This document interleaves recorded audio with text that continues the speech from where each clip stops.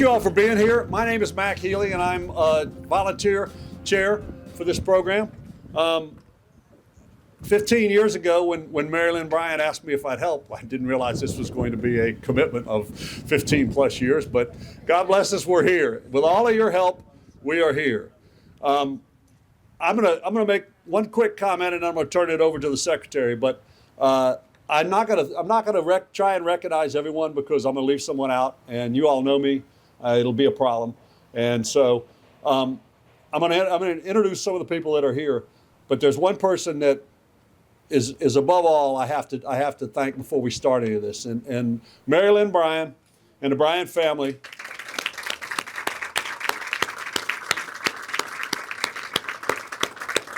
They are the reason that this is here. They are the reason this has been followed through to this point.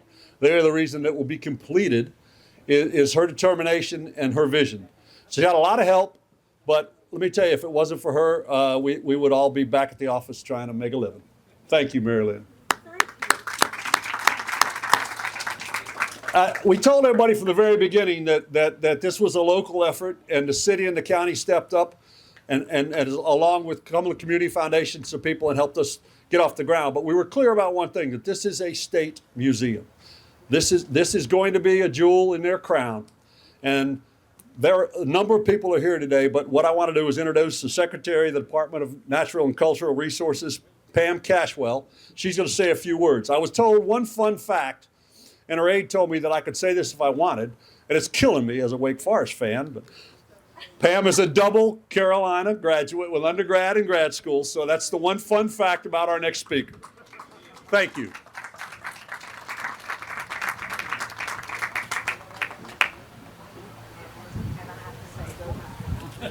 Mac, thank you very much. When I hear that my staff has given a fun fact, I tighten up a little bit, because you just never know what's going to come out. There's lots of fun facts, some of which we don't need to share today. I bring you warm greetings on behalf of Governor Josh Stein. It is great to be with you all. It's always great to be in Fayetteville. I was here this weekend visiting my brother and sister who still live here. It's great to catch up with the Richardsons. I was saying to Miss Richardson, because I went to Pine Forest, she was a teacher there when I went to Pine Forest. Billy Richardson, he doesn't even know this and remember it, but I went to court as a visitor when I was in high school to observe, and he was a district attorney, and I saw what happened in the courtroom and was like, that's what I'm going to do. I'm going to be a lawyer. And so I went on to go to Carolina for undergrad and law school, and then later became a prosecutor for the U.S. Department of Justice. So thank you. It's great to see you all. Just a few words quickly about the Department of Natural and Cultural Resources, because a lot of people don't know what we do. And, whatever thing we're at, whether it's at a state park or the art museum, they think that's all we do. The department actually oversees over 100 sites across the state. So all of the state parks and trails, historic sites, history museums, science museums, the 2 art museums, our aquariums, the state library, archaeology. We have a very large footprint across the state, and it is truly an honor for myself and for those of us who serve at DNCR to get the opportunity to manage those sites, because we like to say we take care of the things that people really love about North Carolina. That's why a lot of people come to North Carolina to vacation, to visit sites like this one will be, and it's also how we educate our children across North Carolina, as they go and visit all of these various historic sites and museums and that sort of thing. So such important work that we have the privilege of doing at DNCR. The North Carolina History Center on the Civil War, Emancipation, and Reconstruction, we're so excited about this because it really presents a unique opportunity. It in particular will be the first museum in North Carolina that tells the piece of the story of Reconstruction. And so that's super exciting. As a Fayetteville native, I'm super excited about the economic impact that it will have on this area. I mean, when you look at the size of this and knowing what is going to be in there and the opportunities for events there and for education for children, I mean, people will come from across North Carolina and outside of North Carolina to visit this site. And that's going to bring people who will visit restaurants in Fayetteville and hotels and all the things. So that is just so important and really, really exciting. I'm going to get myself into trouble by thanking a few people, but I do think that that is always important. First, I do want to introduce, though, our new site manager who started right after we were here on the hottest day. Kurt, oh my gosh, hottest day. Fayetteville has a lot of hot days. I think that day in late July was the hottest day. We were all busting some sweat out there to break ground on this site. And shortly thereafter, our new site manager started, Felton Fouché. Felton, will you stand up? Because it's really important that everybody know who you are. Felton is already and will manage this site for us. And so welcome as a part of our DNCR team, and thank you. We have a number of other DNCR staff here. If you work for DNCR, can you just raise your hand? We have our Regional Historic Sites Director, Maria, Deputy Director, Dr. Darren Waters, our Legislative Liaison, Ann Evangelista, my Special Assistant, Holly Nelson, is here. I don't know if there's other site staff who are with us right here. Felton, any other site staff? They're all probably working behind the scenes, which is what they do.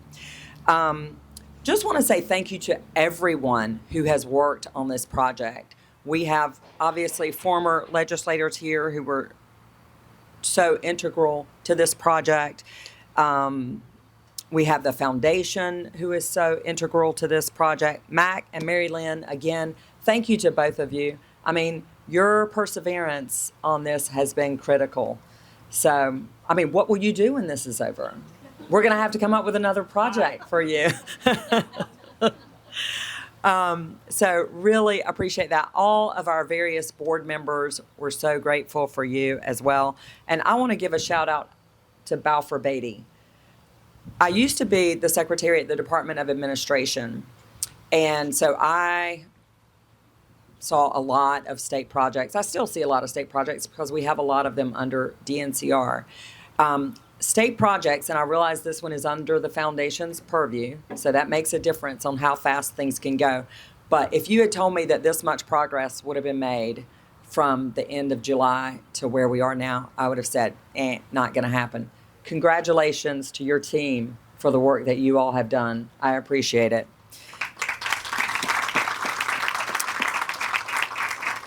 And the same goes because obviously that doesn't happen unless the architects and the engineers and all the people who are involved in the process do their part. So thank you to the designers. Thank you to the exhibit designers who are working hard to be prepared to get, once the outside is done, to get the inside done. So many people are involved in this process. Thank you to those of you who are on the city council here in Fayetteville. I know, again, I'm going to miss somebody, and I apologize for that. But just really, these things don't happen without partnership. It will not come to fruition because we're not there yet, right? Signing this beam is a really important part in the process, but we're not there yet. And so it will continue to require a lot of partnership. The fundraising is not done. Mac would smack me probably for not saying that. The fundraising is not done. So we still need people to, reach out to your friends and family and others who are passionate about this project to give, because that's how these state projects happen. That's how they happen, is that it requires private money to bring it to full fruition. So thank you all for being with us. It's a great day. I'm excited to be here with you. Take care.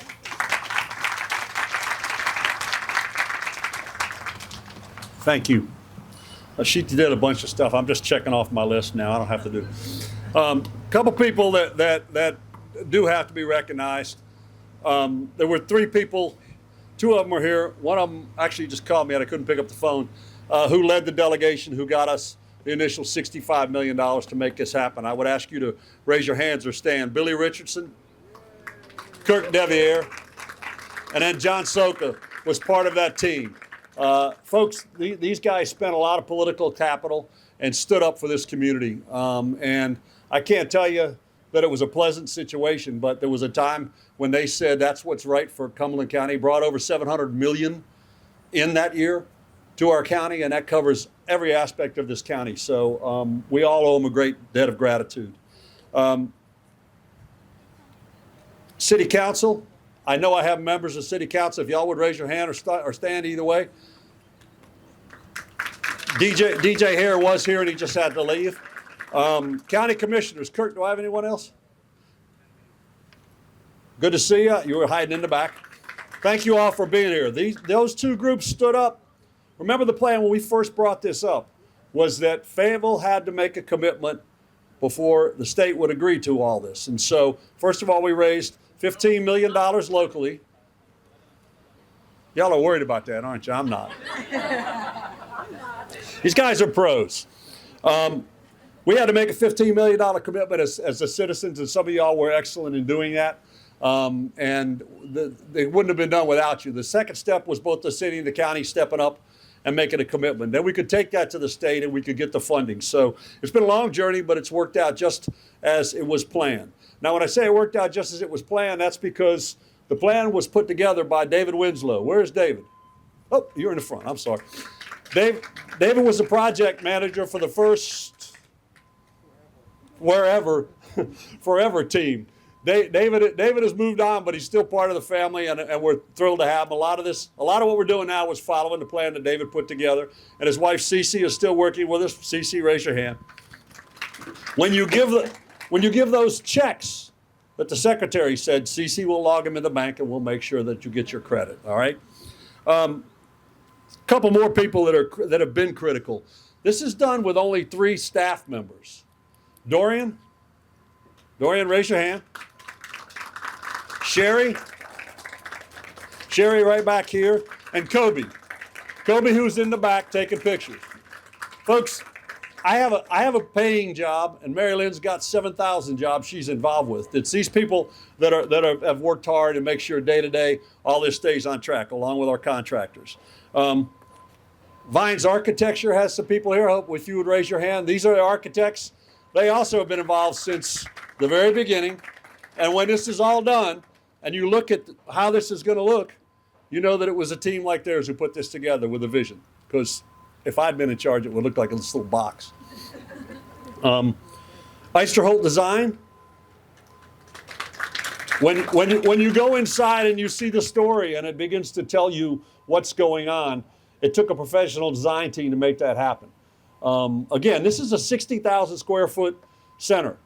We're not going to tell the whole period, everything in that period of 100 plus years. But what we are going to do is intrigue you and show you some of the great facts. There's been a number of historians, and I won't begin to name them, but Mary Lynn's headed up the team of historians along with Demetrius.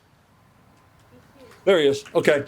Along with Demetrius, who from the very beginning have stood and helped us keep on the focus of what we wanted to do. We wanted to tell the truth about this period.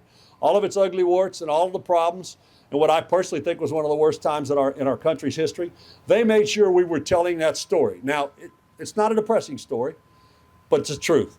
And so all we can ask of anybody is that when it's all said and done, they may not like what is said, but it's factual and it's the truth and it's accurate. And that's all you can ask under a situation like this. Another group, Cumberland Community Foundation, had a couple people here.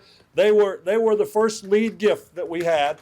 And I'm going to tell you, having raised money in this community a long time, when that group steps up and says, we're part of this, that's a good housekeeping seal of approval for most of us. That means that this has a good plan, and the people, other than me, the people involved know what they're doing.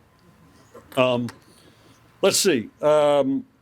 Kim Torbish. Kim is in charge of all of our artifacts, and she is working hand in glove with the state to make sure that while we're not a collecting museum, in other words, we don't have a big vault where we're going to collect a bunch of different stuff, we do have a representation of actual artifacts. And so she's working with the state and everything's clicking along as should be, they tell me. I have intentionally stayed out of all this because I don't know anything about any of that. Couple of quick questions before I release you. A couple of people have asked me questions. There is a display out here, and that's meant to show you kind of some of the materials and everything else. It's a mock-up. It's not going to stay there forever, and it's not going to be part of the building, but it's a mock-up of how some of this will look in real life. Number two, the ghost tower. As you can see, ghost tower is kind of crammed in there, and it's not getting the respect it deserves. It is sitting on the north turret of the Arsenal. We are moving that to the south turret of the Arsenal. It will have its own space right here. So we didn't cram it up there and just not pay attention to it, because it is a historic artifact and it means a lot to this community. So sometime in the next 2 or 3 weeks, there'll be a crane out here. It'll move it away from there, and eventually we'll have it right inside this turret for historical accuracy. Last and not least, anybody who has $1 can own a home. Okay, see that home right there? It was actually an office, but I've got it for sale for $1. Is the press taking notes? $1. It's already up on thing. We already have the mover. I got $1. You got $1, you got a house. This was on the site. We bought it to make sure that we could have the whole site clear by the time we needed it, and we moved it down there as a temporary thing, and temporary's turned a little bit longer, but we're gonna move it out of there, and I really would love for it to find a home. It's important. It's not a period piece like the 3 pieces you have back here, but it's an old house with great opportunity for people. So again, anybody's interested, see me, please. What we're going to do now is lunch ready? Okay, lunch is ready. I'm gonna release you all to have. Yes, sir. Let them know this is just the beginning. It's going to take a long time. Yeah. Just to be clear, a lot of people come up and said how excited they are that we're there. This is really happening. This will not be completed until the spring of 2028. We still have to get all the construction done, and we have to have we have a design team up in Philadelphia designing the exhibits and everything else. So it's a long process from here. It'll look wonderful, but people already said, I can't wait to get in there, and I want to make sure that you understand. It's going to be a little while. Spring of 2028, as we get closer, we'll let you know that exactly. But Balfour Beatty, as you heard, Pam was nice enough to give them credit. They've really done a great job at keeping us on target. So we're lucky. We've got a great team. Everything's going well. Anything I forgot, Mary Lynn? Nope, you're doing a good job. Okay. Thank you all. Now remember, after your lunch, as you can see, they're moving the beam down there. It's going to be set up there. You have a chance, if you haven't signed it, to sign it, or anybody wants their picture taken with it, right down there. And then we're going to have it raised into place. So thank you all for your time and your attention. God bless you.